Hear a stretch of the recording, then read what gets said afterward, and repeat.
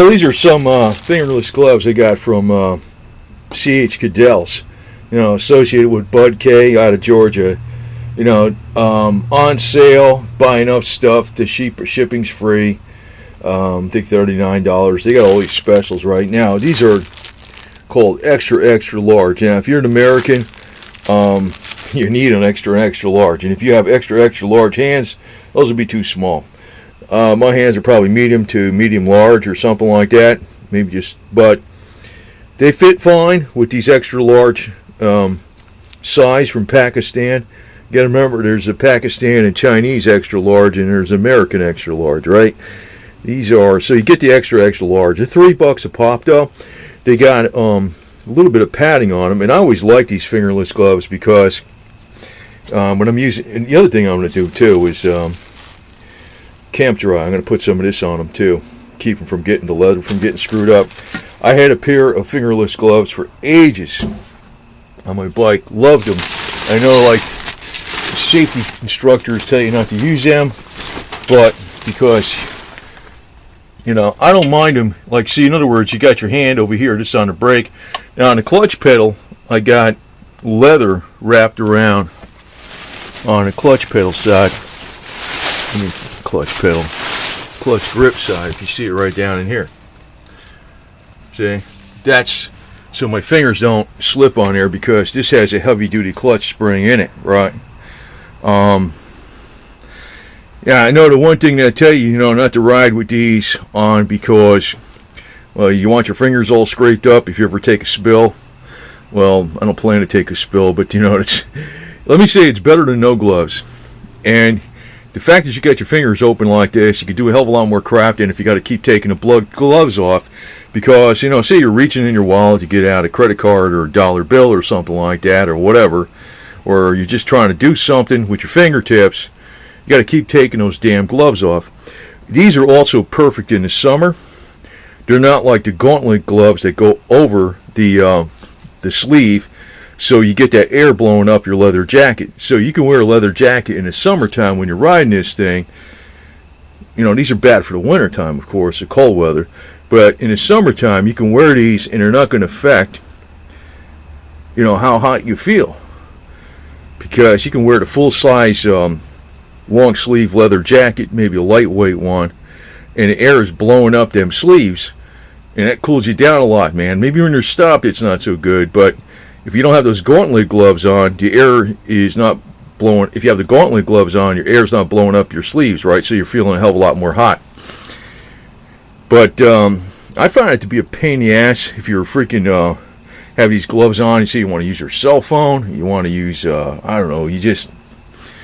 grabbing, even reaching around for your keys to unlock the bike or lock the bike back up again. There's a whole bunch of little bullshit every once in a while you're doing, and just having your fingertips exposed is great. The other thing is, this is enough to keep your hands from getting screwed up, even when it's kind of warm out and it's raining. Your hands get cold first, right? This is enough to keep your hands warm, provided it's not ridiculously cold out. But I mean, it could be about 72 degrees out, and if you're riding down the highway, it's going to feel a lot colder than 72. You want your hands, and if it gets a little rainy out, you definitely want these on. And even though the fingertips are not covered, when you have your hands like this, the part you really lose the most heat is on the back of your hands. I mean, so a lot of that's covered up anyway. Your fingertips can handle a lot more cold, more or less. I mean, not down to extreme cold, but I'm talking about not freezing, but just when it's a little cool out. So these are a perfect compromise. You can use these in 90 degree weather, 95 degree weather. It's not a problem as long as you're traveling, as long as you're moving around. If you stop a little bit, it's not bad, because you can go in and say you got to get something. You got to reach in your wallet for your credit card, some money, or whatever the hell it is, or you got to pull your keys out, you got to lock the bike up. You ain't got to keep taking off your stupid gloves. And I find that to be a pain in the ass. Want to use your cell phone, you got those gloves on, forget it, man, you take them off. So this is better than no gloves. And also, these are good even in the wintertime, for some stuff, because the leather keeps your hands fairly warm, much better than just say even like the cloth, even if it's wool. Even the wool isn't that great, and this shit is a lot more durable. I had a pair of these leather, fingerless gloves for many years, and that's usually what I'd be ride with all the time. And I saw these on CH Cadell's for $3 a pop for a pair. So I got 2 pairs for $6 or $5.98. I said, go for it. And no sales tax, no shipping fees, if you buy enough crap. And I know, even though they're made in Pakistan, the guy sells Confederate stuff. And I'm thinking, he's not Amazon, he's not Jeff Bezos, who now owns the Washington Post. He's not a politically correct yo-yo. I'm going to support this guy. And one thing I'm going to do now, though, is I'm going to spray him down really good with this crap, because the only disadvantage of leather lasts forever if you treat it good. Like these saddlebags on here, these are from 1990. These saddlebags. They didn't break, split, rot, or nothing. They're still good. They're all still good. You know why? Because I melted snowproofing in on the inside, the outside.